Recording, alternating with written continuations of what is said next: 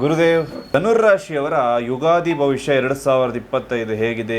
ಯಾವ ಕೆಲಸ ಮಾಡೋದ್ರಿಂದ ಅವರಿಗೆ ಅದೃಷ್ಟ ಬರುತ್ತೆ, ಯಾವ ದಾರಿಯಲ್ಲಿ ಹೋಗೋದ್ರಿಂದ ಅವರು ಸಕ್ಸಸ್ ಆಗ್ತಾರೆ ಅಂತ ಹೇಳಿ ಪರಿಪೂರ್ಣವಾಗಿ ತಿಳಿಸ್ಕೊಡ್ತಾ ಇದ್ದೇನೆ. ಎಲ್ಲರಿಗೂ ಕೂಡ ನಮಸ್ಕಾರಗಳು.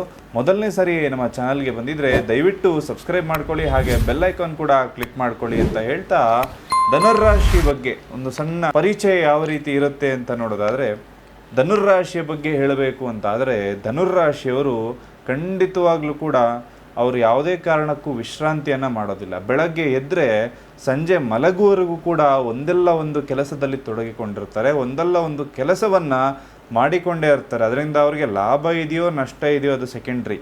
ಆದರೆ ಅವಿಶ್ರಾಂತಿಯಾಗಿ ದುಡಿತಕ್ಕಂತಹ ಒಂದು ಕ್ಷಮತೆ, ಕೆಲಸ ಮಾಡ್ತಕ್ಕಂತಹ ಧೈರ್ಯ, ಯಾವುದನ್ನು ಕೂಡ ಎದುರಿಸಿ ನಿಲ್ಲುವಂತಹ ಶಕ್ತಿ ಯಾರಿಗಾದರೂ ಇತ್ತು ಅಂದರೆ ಖಂಡಿತವಾಗ್ಲೂ ಕೂಡ ಅದು ಧನುರ್ರಾಶಿಯಲ್ಲಿರುವಂಥದ್ದು. ಇನ್ನೊಂದು ವಿಶೇಷ ಅಂದರೆ, ಈ ಒಂದು ಪ್ರಪಂಚ ಸೌರಮಂಡಲ ಅಂತಕ್ಕಂಥದ್ದು ಏನಿದೆ ಅದು ಸ್ಫೋಟ ಆಗಿರತಕ್ಕಂಥದ್ದು ಕೂಡ ಇದೇ ಧನುರ್ರಾಶಿಯಲ್ಲೇ.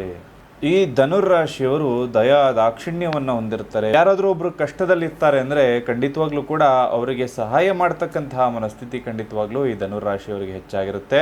ಹಾಗೆ ಧಾರ್ಮಿಕ ಪ್ರಜ್ಞೆ, ನಾನು ಈ ನನ್ನ ಧರ್ಮಕ್ಕೂ ಏನಾದರೂ ಮಾಡಬೇಕು, ಅವ್ರು ಯಾವ ಒಂದು ಜಾತಿಯಲ್ಲಿ ಹುಟ್ಟಿರ್ತಾರಲ್ಲ, ಯಾವ ಒಂದು ಊರಲ್ಲಿ ಹುಟ್ಟಿರ್ತಾರಲ್ಲ, ಆ ಊರಿಗೊಂದು ಏನಾದರೂ ಕೊಡುಗೆ ಕೊಡಬೇಕು ಅಂತಕ್ಕಂಥ ಮನಸ್ಥಿತಿ ಖಂಡಿತವಾಗ್ಲೂ ಕೂಡ ಧನುರಾಶಿಯವರಿಗೆ ಜಾಸ್ತಿ ಇರ್ತದೆ. ಹಾಗೆ ಧರ್ಮ ಬೋಧಕರಾಗಿ ಕೆಲಸವನ್ನು ಮಾಡ್ತಾ ಇರ್ತಾರೆ. ಒಬ್ಬ ಪೂಜೆ ಪುನಸ್ಕಾರ ಅಂತಕ್ಕಂಥದ್ರ ಬಗ್ಗೆ ಹೆಚ್ಚು ಗಮನ ಇರುತ್ತೆ. ಯಾವಾಗಲೂ ಕೂಡ ಅಷ್ಟೇ, ಇವರು ಪೂಜೆಯನ್ನು ಮಾಡೇ ಮನೆಯಿಂದ ಹೊರಗೆ ಬರುವಂತಹ ಮನಸ್ಥಿತಿಯಲ್ಲಿರ್ತಾರೆ. 90% ಧನುರಾಶಿಯವರು ಇದೇ ರೀತಿ ಇರ್ತಾರೆ. ಇನ್ನು 10% ಅವರು ಯಾವ ವಾರದ ಮೇಲೆ ಹುಟ್ಟಿರ್ತಾರೆ ಅದರ ಮೇಲೆ ಪೂರ್ಣವಾಗಿ ಅವರ ಒಂದು ಮನಸ್ಥಿತಿ ಕೂಡ ಡಿಪೆಂಡ್ ಆಗುತ್ತೆ. ನಿಮ್ಮ ಮಾತಿಗೆ ಅಂದರೆ ಧನುರಾಶಿಯವರು ಏನಾದರೂ ಹೇಳಿದ್ರೆ ಪರ್ಫೆಕ್ಟಾಗಿ ಹೇಳಿರ್ತಾರೆ, ಅದನ್ನು ಇನ್ನೊಬ್ಬ ಒಪ್ಕೊಳ್ತಾ ಇಲ್ಲ, ಇನ್ನೊಬ್ಬ ನಿನಗೆ ಎದುರು ಮಾತಾಡ್ತಿದ್ದಾನೆ ಅಂದರೆ ಅದನ್ನು ಖಂಡಿತವಾಗ್ಲೂ ಕೂಡ ಸಹಿಸ್ಕೊಳ್ತಕ್ಕಂತಹ ಶಕ್ತಿ ಧನುರಾಶಿಯವರಿಗೆ ಭಾಳ ಕಮ್ಮಿಯಾಗಿರುತ್ತೆ.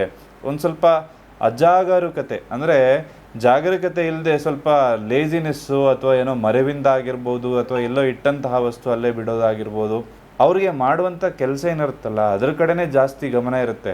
ನಾನು ಏನು ಕೆಲಸ ಮಾಡ್ತಾ ಇದ್ದೀನಿ ಅದ್ರ ಕಡೆನೇ ಗಮನ ಇರಬೇಕು ಅಂತ. ಆಗ ಎಡಗೈಯಲ್ಲಿ ಒಂದು ವಸ್ತು ಇಟ್ಬಿಟ್ರೆ ಮರೆಯುವಂತಹ ಒಂದು ಶಕ್ತಿ ಕೂಡ ಖಂಡಿತವಾಗ್ಲೂ ಈ ಧನುರಾಶಿಯವರಿಗೆ ಹೆಚ್ಚಾಗಿರುವಂಥದ್ದು. ಸಂಗೀತ, ಕಲೆ, ಸಾಹಿತ್ಯ ಅಂತಕ್ಕಂಥದ್ರ ಬಗ್ಗೆ ಹೆಚ್ಚು ಒಲವಂತಕ್ಕಂಥದ್ದು ಖಂಡಿತವಾಗ್ಲೂ ಇರುತ್ತೆ. ಹೊಸ ರೀತಿಯ ಜೀವನವನ್ನು ಮಾಡಬೇಕು, ಹೊಸತ್ತೇನಾದರೂ ಕಂಡುಹಿಡಿಬೇಕು ಅಂತಕ್ಕಂಥದ್ರ ಬಗ್ಗೆ ಖಂಡಿತವಾಗ್ಲೂ, ಯಾವ್ದಾದ್ರು ಒಂದು ವಸ್ತು ಇದೇ ಥರ ನಡೀತಾ ಇದ್ರೆ ಅದು ಅದೇ ಥರ ನಡೀಬಾರ್ದು, ಬೇರೆ ಥರ ನಡಿಬೇಕು ಅನ್ನೋ ಮನಸ್ಥಿತಿ ಖಂಡಿತವಾಗ್ಲೂ ಕೂಡ ಇರುತ್ತೆ. ಹಾಗೆ ಈ ಧನುರ್ರಾಶಿಯವರು ಕನಕ ಪುಷ್ಯರಾಗವನ್ನು ಧರಿಸೋದ್ರಿಂದ ಅವರಿಗೆ ಬಹಳಷ್ಟು ಅದೃಷ್ಟದಾಯಕ ಫಲಗಳು ಬರುವಂಥದ್ದು. ಕನಕ ಪುಷ್ಯರಾಗ ಅಂತ ಹೇಳ್ತೇವೆ, ಅದನ್ನು ಧರಿಸೋದ್ರಿಂದ ಖಂಡಿತವಾಗ್ಲೂ ಕೂಡ ಧನುರಾಶಿಯವರಿಗೆ ಉತ್ತಮ ಫಲ ಸಿಗುತ್ತೆ. ಅದರಲ್ಲಿ ನೀವು ನಿಮ್ಮ ಜಾತಕದಲ್ಲಿ ಗುರು ಯಾವ ಸ್ಥಾನದಲ್ಲಿದ್ದಾನೆ ಅಂತ ನೋಡಿಕೊಂಡು ಈ ಉಂಗುರವನ್ನು ಹಾಕೊಳ್ಳಿ. ಅವನೇ ಬಾಧಕನಾಗಿದ್ದರೆ ಖಂಡಿತವಾಗ್ಲೂ ಕೂಡ ಸಮಸ್ಯೆಯನ್ನು ಕೊಡ್ತಾನೆ. ಗುರು ಏನಾದರೂ ಒಳ್ಳೆ ಮನೆಯಲ್ಲಿದ್ದರೆ ಖಂಡಿತವಾಗ್ಲೂ ಕೂಡ ಉತ್ತಮ ಫಲವನ್ನೇ ಗುರು ಇಲ್ಲಿ ನೀಡ್ತಕ್ಕಂಥದ್ದು. ಹಾಗೆ ಈ ಧನುರ್ರಾಶಿಯವರ ಭವಿಷ್ಯ ಯಾವ ರೀತಿ ಇದೆ, ಶನಿ ಸಂಚಾರದಿಂದಾಗಿ ಅವರಿಗೆ ಆಗುವಂತಹ ಸಮಸ್ಯೆಗಳೇನು? ಯಾಕಂದರೆ ಯುಗಾದಿ ಇರ್ತಕ್ಕಂಥದ್ದು ಮಾರ್ಚ್ 30ಕ್ಕಿದೆ. ಈ ಮಾರ್ಚ್ 30ರ ಹಿಂದಿನ ದಿನ ಭಯಂಕರವಾಗಿರ್ತಕ್ಕಂತಹ ಅಮಾವಾಸ್ಯೆ ಇರುವಂಥದ್ದು. ಈ ಅಮಾವಾಸ್ಯೆಯ ದಿನವೇ ಶನಿಯ ಸಂಚಾರ ಕೂಡ ಇರುವಂಥದ್ದು. ಈಗ ಧನುರ್ರಾಶಿಯಿಂದ 3ನೇ ಮನೆಯಲ್ಲಿ ಕುಂಭರಾಶಿಯಲ್ಲಿ ಶನಿ ಇರುವವನು 4ನೇ ಮನೆ ಮೀನರಾಶಿಗೆ ಪ್ರವೇಶ ಮಾಡ್ತಾನೆ. ಇದರಿಂದ ಏನಾಗುತ್ತೆ, ಧನುರ್ರಾಶಿಯವರ ಮೇಲೂ ಕೂಡ ಒಂದು ಪರಿಣಾಮಗಳು ಬೀರುವಂಥದ್ದು. ಅರ್ಧ ಅಷ್ಟಮ ಶನಿ ಅಂತ ಹೇಳ್ತೇವೆ. ಅರ್ಧಾಷ್ಟಮ ಶನಿಯಿಂದಾಗಿ ಧನುರ್ರಾಶಿಯವರ ಜೀವನ ಕೂಡ ಬದಲಾಗ್ತದೆ. ಅವರಿಗೂ ಕೂಡ ಈ ಒಂದು ಸಂಚಾರದಿಂದಾಗಿ ಒಂದಷ್ಟು ಫಲಾನುಫಲಗಳು ಎದುರಿಸುವಂಥದ್ದು. ನೋಡಿ, ಶನಿಯ ಹೆಸರು ಕೇಳಿದ ತಕ್ಷಣ ನಾವೆಲ್ಲರೂ ಕೂಡ ಹೆದರು ಬಿಡ್ತೇವೆ. ಏನಪ್ಪ ಇದು ಶನಿ ಬರ್ತಾ ಇದೆಯಂತೆ ಅರ್ಧಾಷ್ಟಮ ಅಂತ. ನೋಡಿ, ಹೆದರುಕೊಳ್ಳುವಂಥ ಅವಶ್ಯಕತೆ ಇಲ್ಲ. ನಿಮ್ಮ ಜಾತಕದಲ್ಲಿ ಶನಿ ಯಾವ ಸ್ಥಾನದಲ್ಲಿದ್ದಾನೆ ಅಂತಕ್ಕಂಥದ್ದು ಮೊದಲು ನೋಡಬೇಕಾಗುತ್ತೆ. ಆ ಸ್ಥಾನಕ್ಕೆ ಕುರಿತಾಗಿರ್ತಕ್ಕಂಥದ್ದು ಧನುರ್ರಾಶಿಯವರಿಗೆ ಉತ್ತಮ ಫಲಗಳನ್ನೇ ನಿರೀಕ್ಷಿಸ್ಬೋದು. ಯಾಕಂದರೆ ಶನಿ ಅಂದ ಕೂಡಲೇ ನಾವು ಅಂದ್ಕೊಳ್ಳೋದು, ಎಲ್ಲಿ ಶನಿ ಬಂದ ಕೂಡಲೇ ಒಂದು ಆಕ್ಸಿಡೆಂಟ್ ಆಗಿಬಿಡುತ್ತೋ, ಎಲ್ಲಿ ಧನಹಾನಿ, ಮಾನ ಮರ್ಯಾದೆಗಳನ್ನು ಕಳ್ಕೊಳ್ಳುವಂತಹ ಪರಿಸ್ಥಿತಿ ಬರುತ್ತೋ, ಎಲ್ಲಿ ಇನ್ನೊಬ್ಬರ ಮುಂದೆ ತಲೆ ತಗ್ಗಿಸುವಂತಹ ಪರಿಸ್ಥಿತಿ ಬಂದ್ಬಿಡುತ್ತೋ, ಎಲ್ಲಿ ಹಣಕಾಸಿನ ಸಮಸ್ಯೆ ಬಂದ್ಬಿಡುತ್ತೋ ಅಂತ ಹೇಳಿ ಬಹಳಷ್ಟು ರೀತಿಯಾಗಿರ್ತಕ್ಕಂತಹ ನೆಗೆಟಿವ್ ಥಾಟ್ಸೇ ನಮಗೆ ಜಾಸ್ತಿ ಬರ್ತಾ ಇರ್ತದೆ. ಆದರೆ ಮುಖ್ಯವಾಗಿ ನಾವು ತಿಳ್ಕೊಳ್ಬೇಕಾಗಿರೋ ವಿಚಾರ ಏನು ಅಂದರೆ, ಶನಿಯ ಇನ್ನೊಂದು ಹೆಸರು ಕರ್ಮಫಲದಾತ ಅಂತ ಹೇಳಿ. ಶನಿ ಏನು ಮಾಡ್ತಾನೆ, ನಿಮ್ಮ ಕರ್ಮಗಳಿಗೆ ತಕ್ಕಂತಹ ಫಲವನ್ನು, ಅಂದರೆ ನಾನು ತಪ್ಪು ಮಾಡಿದ್ದೇನೆ, ನಾನು ಮಾಡಿರುವಂಥ ತಪ್ಪನ್ನು ಯಾರೋ ನೋಡಿಲ್ಲ, ನನಗೊಬ್ಬನಿಗೆ ಗೊತ್ತಾಗಿದೆ ಬಿಡಿ, ಅಂದರೆ ಬೆಕ್ಕು ಕಣ್ಣು ಮುಚ್ಕೊಂಡು ಹಾಲು ಕುಡಿತಾ ಇದ್ದರೆ ಪ್ರಪಂಚಕ್ಕೆ ಗೊತ್ತಾಗಲ್ಲ ಅಂತ ಅಂದ್ಕೊಂಡ್ರೆ ಖಂಡಿತವಾಗ್ಲೂ ಕೂಡ ನಿಮ್ಮ ಎಲ್ಲ ತಪ್ಪಿನ ಲೆಕ್ಕಾಚಾರಗಳು, ಕರ್ಮಗಳು ಅಂತ ಏನು ಹೇಳ್ತೇವೆ, ಅದು ಶನಿಯ ಲೆಕ್ಕಾಚಾರದಲ್ಲಿ ಖಂಡಿತವಾಗ್ಲೂ ಕೂಡ ಮುದ್ರಣ ಆಗಿರುತ್ತೆ.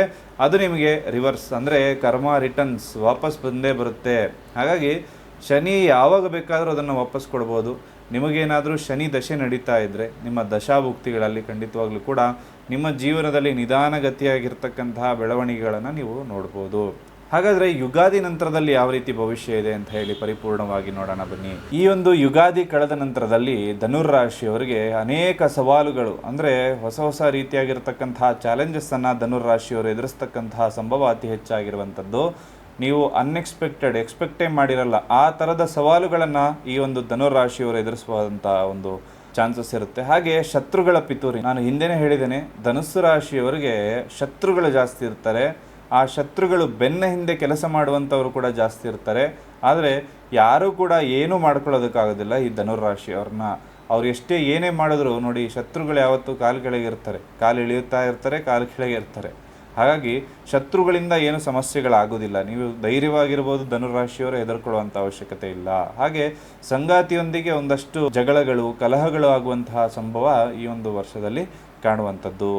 ಹಾಗೆ ವ್ಯವಹಾರದಲ್ಲಿ ಒಂದಷ್ಟು ಸಮಸ್ಯೆಗಳನ್ನು ಎದುರಿಸ್ತೀರಿ ವರ್ಷದ ಮೊದಲು, ಅಂದರೆ ಈ ಒಂದು ಆಗಸ್ಟ್ ಒಳಗಡೆ ಭಾಳಷ್ಟು ಸಮಸ್ಯೆಗಳು. ಶತ್ರುಗಳು ಒಂದು ಸ್ವಲ್ಪ ಪ್ರಾಬಲ್ಯ ಮೆರಿಬೋದು ಆಗಸ್ಟ್ವರೆಗೂ. ಆಮೇಲೆ ಎಲ್ಲ ಶತ್ರುಗಳು ಕೂಡ ಮೆತ್ತಗಾಗಿ ನಿಮ್ಮ ಕಡೆನೇ, ಅವರು ಕೂಡ ವಾಲಿ ನಿಮ್ಮ ಜೊತೆನೇ ಕೆಲಸ ಮಾಡ್ತೀನಿ ಅಂತ ಅವರಾಗ ನಿಮ್ಮ ಜೊತೆ ಕೆಲಸ ಮಾಡಿದ್ರೇ ನನ್ನ ಅಭಿವೃದ್ಧಿ ಅಂತಕ್ಕಂಥ ಮನಸ್ಥಿತಿ ಅವರಿಗೆ ಖಂಡಿತವಾಗ್ಲೂ ಕೂಡ ಬರುತ್ತೆ. ಯಶಸ್ಸನ್ನು ಸಾಧಿಸಲು ಸ್ವಲ್ಪ ಶ್ರಮಿಸಬೇಕಾಗುತ್ತೆ. ಅಂದರೆ ಆಗಸ್ಟ್ ನಂತರದಲ್ಲಿ ಸ್ವಲ್ಪ ನೀವು ಸ್ಟ್ರಗಲ್ ಮಾಡಬೇಕಾಗುತ್ತೆ. ಅಂದರೆ ಈ ಚಾಲೆಂಜಸ್ ಎಲ್ಲ ಏನು ಬಂದಿರುತ್ತೆ ಅನ್ಎಕ್ಸ್ಪೆಕ್ಟೆಡ್, ಒಬ್ಬೊಬ್ರಿಗೆ ಒಂದೊಂದು ರೀತಿ ಚಾಲೆಂಜಸ್ ಬರ್ಬೋದು. ಅದನ್ನು ನೀವು ದಾಟ್ಕೊಂಡು ಮುಂದೆ ಹೋದಾಗ ಮಾತ್ರ ಅದನ್ನು ಎದುರಿಸುವಂತಹ ಶಕ್ತಿ, ಖಂಡಿತವಾಗ್ಲೂ ಚೈತನ್ಯ ಎಲ್ಲವೂ ಕೂಡ ನಿಮ್ಮಲ್ಲಿರುವಂಥದ್ದು. ಹೆತ್ತವರನ್ನು, ಗುರುಗಳನ್ನು ಖಂಡಿತವಾಗ್ಲೂ ಕೂಡ ಗೌರವದಿಂದ ಕಾಣೋದ್ರಿಂದ ಬಹಳಷ್ಟು ನಿಮ್ಮ ಜೀವನದಲ್ಲಿ ಬದಲಾವಣೆಗಳಾಗುತ್ತೆ. ಎತ್ತರಕ್ಕೆ ಏರಲಿಕ್ಕೆ ಸ್ವಲ್ಪ ಸಹಾಯಕ ಆಗುವಂಥದ್ದು. ಸ್ನೇಹಿತರು ಕೂಡ ನಿಮ್ಮ ಬೆನ್ನ ಹಿಂದೆ ಪಿತೂರಿ ಮಾಡ್ತಾರೆ. ನೀವು ತುಂಬ ಒಳ್ಳೆಯವರು ಸ್ನೇಹಿತರು ಅಂತ ಅಂದ್ಕೊಂಡಿರ್ತೀರಿ, ಅವರು ಕೂಡ ಖಂಡಿತವಾಗ್ಲೂ ನಿಮ್ಮ ಬೆನ್ನ ಹಿಂದೆ ಪಿತೂರಿಯನ್ನು ಮಾಡಿ ನಿಮಗೆ ಕೆಡುಕನ್ನು ಬಯಸ್ತಕ್ಕಂಥ ಮನಸ್ಥಿತಿಯಲ್ಲಿರ್ತಾರೆ. ನಿಮ್ಮನ್ನು ಒಂದು ಚಾನ್ಸ್, ಒಂದು ಎಳೆಯಷ್ಟು ಜಾಗ ಸಿಕ್ಕರೆ ಸಾಕು, ಇವನ್ನ ತುಳಿದು ಬಿಡೋಣ ಅನ್ನೋ ಮನಸ್ಥಿತಿಯಲ್ಲಿ ಖಂಡಿತವಾಗ್ಲೂ ಕೂಡ ಕಾಯ್ತಾ ಇರ್ತಾರೆ. ಅದಕ್ಕೆ ನೀವು ಖಂಡಿತವಾಗ್ಲೂ ಅವಕಾಶವನ್ನು ಕೊಡೋದಕ್ಕೆ ಹೋಗಬೇಡಿ. ಅನಿರೀಕ್ಷಿತ ಖರ್ಚು ವೆಚ್ಚಗಳನ್ನು ಕೂಡ ನೀವು ನಿರೀಕ್ಷಿಸ್ಬೋದು. ಯಾವುದೋ ಒಂದು ಅನ್ಎಕ್ಸ್ಪೆಕ್ಟೆಡ್ ಒಂದು 100 ರೂಪಾಯಿ ಇಟ್ಕೊಂಡಿರ್ತಾರೆ, ಯಾವುದೋ ಖರ್ಚು ಮಾಡಬೇಕು ಅಂತ ಹೇಳಿ, ಯಾವುದೋ ಒಂದು 200 ರೂಪಾಯಿ ಖರ್ಚು ಬಂದುಬಿಡುತ್ತೆ. 100 ರೂಪಾಯಿ ಸಾಲ ಮಾಡಬೇಕಾದಂತಹ ಪರಿಸ್ಥಿತಿ ಕೂಡ ಬರ್ಬೋದು. ಆದರೆ ಆದಷ್ಟು ಸಾಲವನ್ನು ಮಾಡೋದನ್ನು ತಪ್ಪಿಸ್ಕೊಳ್ಳಿ. ಖಂಡಿತವಾಗ್ಲೂ ಸಾಲದಿಂದಾಗಿ ಸಾಲದ ಸುಳಿಯಲ್ಲಿ ಸಿಲುಕಂತಹ ಒಂದು ಪರಿಸ್ಥಿತಿ ಖಂಡಿತವಾಗ್ಲೂ ನಿಮ್ಮದಾಗುತ್ತೆ. ಆರೋಗ್ಯದ ವಿಚಾರದಲ್ಲಿ ಸ್ವಲ್ಪ ನೀವು ಗಮನಾರ್ಹವಾಗಿ ವ್ಯಾಯಾಮ ಏನಾದರೂ ಮಾಡ್ಕೊಳ್ಬೇಕಾಗತ್ತೆ. ಇಲ್ಲಾಂದರೆ ನಂದು ಚಿಕ್ಕ ವಯಸ್ಸು ಬಿಡು, ಏನೂ ಆಗಲ್ಲ ಅಂದ್ಕೊಂಡ್ರು ಯಾವುದೋ ಒಂದು ಸಮಸ್ಯೆಯಿಂದಾಗಿ ಆರೋಗ್ಯ ಸಮಸ್ಯೆಗಳು, ತುಂಬ ದೊಡ್ಡ ಮಟ್ಟಿಗಿನ ಆರೋಗ್ಯ ಸಮಸ್ಯೆಗಳು ಬರುವಂಥ ಸಂಭವ ಇದೆ. ಹಾಗಾಗಿ ವ್ಯಾಯಾಮಗಳನ್ನು ನಿರಂತರವಾಗಿ ಮಾಡಿ ಅಂತ ಹೇಳ್ತೇನೆ. ತಲೆನೋವು, ಕಣ್ಣು ನೋವು ಸಮಸ್ಯೆಗಳು ಬಹಳ ಬರ್ಬೋದು. ಸ್ಪೆಕ್ಸ್ ಆಗ್ತಾ ಇಲ್ಲ ಅಂದರೆ ಸ್ಪೆಕ್ಸ್ ಹಾಕ್ಕೊಳ್ಳುವಂತಹ ಒಂದು ಪರಿಸ್ಥಿತಿ ಕೂಡ ಬರ್ಬೋದು. ವಿದ್ಯಾರ್ಥಿಗಳಿಗೆ ಸ್ವಲ್ಪ ಮಟ್ಟಿನ ಒತ್ತಡ ಇರುತ್ತೆ, ಅಂದರೆ ಸ್ಮೂತಾಗಿರಲ್ಲ ವರ್ಷ. ಅವರು ಸ್ವಲ್ಪ ಶ್ರಮ ವಹಿಸಬೇಕಾಗುತ್ತೆ ಓದಿನಲ್ಲಿ. ಖಂಡಿತವಾಗ್ಲೂ ಕೂಡ ಓದಿದ್ರೆ ಮಾತ್ರ ಮುಂದುವರೋದಕ್ಕೆ ಸಾಧ್ಯ. ಉದ್ಯೋಗದಲ್ಲಿ ಪ್ರಗತಿ ಆಗುತ್ತೆ. ಅಂದರೆ ಪ್ರಮೋಷನನ್ನು ಎಕ್ಸ್ಪೆಕ್ಟ್ ಮಾಡ್ತಾ ಇದ್ದರೆ ಈ ಯುಗಾದಿ ಕಳೆದ ನಂತರದಲ್ಲಿ ಖಂಡಿತವಾಗ್ಲೂ ಕೂಡ ಪ್ರಮೋಷನ್ ಆಗುತ್ತೆ. ಮನೆಯಲ್ಲಿ ಒಂದಷ್ಟು ಸಂತೋಷದ ವಾತಾವರಣಗಳು, ಹಬ್ಬ ಹರಿದಿನಗಳನ್ನು ಆಚರಿಸುವಂತಹ ಸಂಭವಗಳಿರುತ್ತೆ. ಇಷ್ಟು ದಿನ ಹಬ್ಬ ಮಾಡಿಲ್ಲ ಅಂದರೆ ಈ ವರ್ಷದಿಂದ ಹಬ್ಬ ಮಾಡುವಂತಹ ಒಂದು ಒಳ್ಳೆಯ ಸಮಯ ಬಂದಿದೆ ಅಂತ ಹೇಳ್ಬೋದು. ಹಾಗೆ ಒಂದಷ್ಟು ಶುಭ ಕಾರ್ಯಕ್ರಮಗಳು ಕೂಡ ಮನೆಯಲ್ಲಿ ಜರುಗ್ಬೋದು. ತಂಗಿ ಮದುವೆ, ಅಣ್ಣನ ಮದುವೆ, ಈ ಥರ ಯಾರಾದರೂ ಇತ್ತು ಅಂದರೆ ಖಂಡಿತವಾಗ್ಲೂ ಸಹೋದರರು, ಅವರಿಗೆ ವಿವಾಹ ಯೋಗ ಖಂಡಿತವಾಗ್ಲೂ ಈ ವರ್ಷದಲ್ಲಿ ಇರುವಂಥದ್ದು. ಇನ್ನು ಧನುರಾಶಿಯವರು ವಿದೇಶಕ್ಕೆ ಹೋಗೋದಕ್ಕೆ ಏನಾದರೂ ಪ್ರಯತ್ನ ಪಡ್ತಾ ಇದ್ದಾರೆ, ಅದಕ್ಕೂ ಕೂಡ ಅವಕಾಶ ಇಲ್ಲಿ ಪೂರ್ಣವಾಗಿ ಕಂಡು ಬರ್ತಾ ಇರುವಂಥದ್ದು. ಫಾರಿನ್ಗೆ ಹೋಗಬೇಕು ಅಂತ ಭಾಳ ಟೈಮಿಂದ ಪ್ರಯತ್ನ ಪಡ್ತಾ ಇದ್ದರೆ ಮಾತ್ರ, ದಿಢೀರಾಗಿ ಹೋಗೋದಕ್ಕೆ ಸಾಧ್ಯ ಆಗೋದಿಲ್ಲ. ಪ್ರಯತ್ನ ಪಡ್ತಾ ಇದ್ದರೆ ಖಂಡಿತವಾಗ್ಲೂ ಕೂಡ ಹೋಗೋದಕ್ಕೆ ಸಾಧ್ಯ ಆಗುತ್ತೆ. ದಾಂಪತ್ಯದಲ್ಲಿ ಒಂದಷ್ಟು ಸಮಸ್ಯೆಗಳು, ಬಿರುಕು ಮೂಡುವಂತಹ ಸಂಭವ ಇರುತ್ತೆ. ಸ್ವಲ್ಪ ಹುಷಾರಾಗಿ ನೀವು ಮಾತಲ್ಲಿ ಸ್ವಲ್ಪ ಹಿತವಾಗಿ ಮಾತನಾಡಿ. ನೀವು ಖಾರವಾಗಿ ಮಾತಾಡಿದರೆ ಖಂಡಿತವಾಗ್ಲೂ ಕೂಡ ದಾಂಪತ್ಯದಲ್ಲಿ ಬಿರುಕಾಗುವಂಥ ಸಂಭವ ಇರುವಂಥದ್ದು. ನೀವು ಖಾರವಾಗಿ ಮಾತಾಡಿದ್ರೆ ದಾಂಪತ್ಯದಲ್ಲಿ ಬಿರುಕಾಗುವಂತಹ ಸಂಭವ ಇದೆ. ಸುಮ್ಮನೆ ಅವ್ರು ತವ್ರ ಮನೆಗೆ ಹೋಗುವಂಥದ್ದಾಗಿರ್ಬೋದು, ಅಥವಾ ನೀವೇ ಧನುರಾಶಿಯ ಸ್ತ್ರೀಯರಾಗಿದ್ದರೆ ನೀವೇ ತವ್ರ ಮನೆಗೆ ಹೋಗುವಂತಹ ಸಂಭವ ಆದರೂ ಬರ್ಬೋದು. ಸ್ವಲ್ಪ ಖಾರವಾಗಿ ಮಾತಾಡೋದಕ್ಕಿಂತ ಸ್ವಲ್ಪ ಸ್ಮೂತಾಗಿ ಮಾತಾಡಿ ಎಲ್ಲವನ್ನು ಸ್ಮೂತಾಗಿ ಹ್ಯಾಂಡಲ್ ಮಾಡ್ಕೊಳ್ಳೋದನ್ನು ಅಭ್ಯಾಸ ಮಾಡ್ಕೊಳ್ಳಿ. ಈ ಒಂದು ಧನುರಾಶಿಯವರ 2025ನೇ ಸಾಲಿನ ಯುಗಾದಿ ಭವಿಷ್ಯದಲ್ಲಿ ಕಾಣುವಂಥದ್ದು. ಇನ್ನು ಪರಿಹಾರಗಳೇನು ಮಾಡಬೇಕು ಅಂತ ನೋಡೋದಾದರೆ ಧನುರಾಶಿಯವರು ಮೂಲವಾಗಿ ಮಾಡಬೇಕಾದಂತಹ ಪರಿಹಾರಗಳು ನೋಡಿ, ಶ್ರೀರಾಮನ ಆರಾಧನೆ, ವಿಷ್ಣು ಆರಾಧನೆಯನ್ನು ಮಾಡಬೇಕು, ರಾಮನ ಆರಾಧನೆ ಮಾಡಬೇಕು. ಸಮಸ್ಯೆಗಳು ಪೂರ್ಣವಾಗಿ ಪರಿಹಾರ ಆಗುವಂಥದ್ದು. ರಾಮಾಯ ರಾಮಭದ್ರಾಯ ರಾಮಚಂದ್ರಾಯ ವೇದಸೆ ರಘುನಾಥಾಯ ನಾಥಾಯ ಸೀತಾಯ ಪತಯೇ ನಮಃ. ಅಥವಾ ಶ್ರೀ ವಿಷ್ಣುಮಾಯ ದೇವಸ್ಥಾನ, ಇದು ಕೇರಳ ಕಡೆ ಇರ್ತದೆ ದೇವಸ್ಥಾನಗಳು. ಈ ಒಂದು ವಿಷ್ಣುಮಾಯ ದೇವಸ್ಥಾನಕ್ಕೆ ನೇರವಾಗಿ ಹೋಗಿ ಭೇಟಿ ಕೊಟ್ಟು ಬರುವಂಥದ್ದು ಖಂಡಿತವಾಗ್ಲೂ ಕೂಡ ನಿಮಗೆ ಶುಭ ಫಲವನ್ನು ಕೊಡುತ್ತದೆ.